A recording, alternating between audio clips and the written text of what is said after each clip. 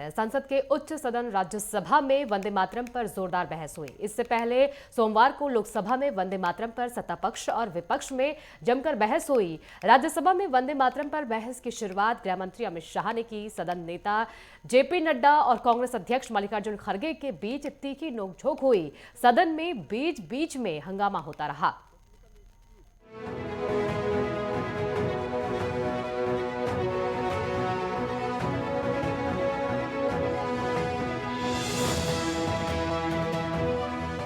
संसद के उच्च सदन राज्यसभा में आज वंदे मातरम गीत को लेकर सत्ता पक्ष और विपक्ष में जोरदार बहस हुई। सदन में चर्चा की शुरुआत करते हुए केंद्रीय गृह मंत्री अमित शाह ने कहा कि जिस वंदे मातरम गीत ने देश को जागरूक किया, इस गीत की जरूरत आजादी के आंदोलन के समय भी थी, आज भी है और आजादी के 100 साल बाद 2047 में भी रहेगी। लेकिन अफसोस इस बात का है कि वंदे मातरम के टुकड़े कर दिए गए और देश भी बांट दिए गए। ये महज गीत नहीं, स्वतंत्रता संग्राम की आत्मा है। उन्होंने कहा कि तुष्टीकरण की कांग्रेस ने वंदे मातरम का विरोध किया।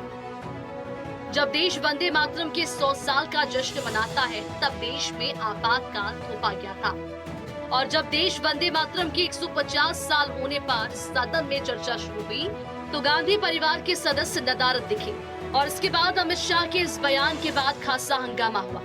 अमित शाह ने इस बात को भी खारिज किया कि सरकार बंकिम चंद्र चटर्जी की वंदे मातरम गीत को बंगाल चुनाव से जोड़कर देख रही है। उन्होंने कहा कि बंकिम चंद्र चटर्जी बंगाल में पैदा हुए, बंगाल में गीत की रचना हुई। दुनिया में जहां भी आजादी के दीवाने हैं, उनकी जुबान पर ये गीत रहा।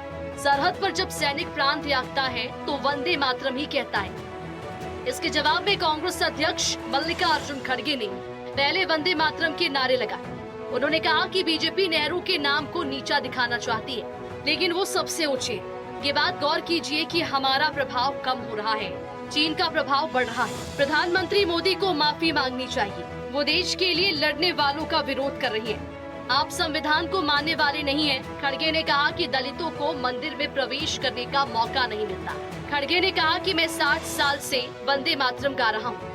उन्होंने कहा कि आजादी की लड़ाई में जिन्होंने शहादत दी उनको नमन, बंकिम चंद्र को भी नमन। इस पर जेपी नड्डा ने कहा कि खड़गे बहस को भटका रही हैं। उन्होंने कहा कि ये विरोध दलितों का नहीं है, लेकिन कांग्रेस अध्यक्ष खड़गे को वंदे मातरम पर कहने के लिए समय नहीं दिया गया। वो विषय को जानबूझकर भटका रही हैं। नड्डा ने ये भी कहा है कि बीजेपी किसी भी मुद्दे पर बहस के लिए तैयार है। विदेश नीति या आर्थिक नीति, हर चीज पर डिबेट के लिए तैयार है, लेकिन जो डिबेट का विषय होता है उस पर केंद्रित रहना चाहिए। गौरतलब है कि बंकिम चंद्र चटर्जी का लिखा वंदे मातरम गीत 1875 में पहले बंग दर्शन पत्रिका में प्रकाशित हुआ था। बाद में बंकिम चंद्र चटर्जी ने इस गीत को अपने अमर कीर्ति आनंद मठ में शामिल किया। Desk news network.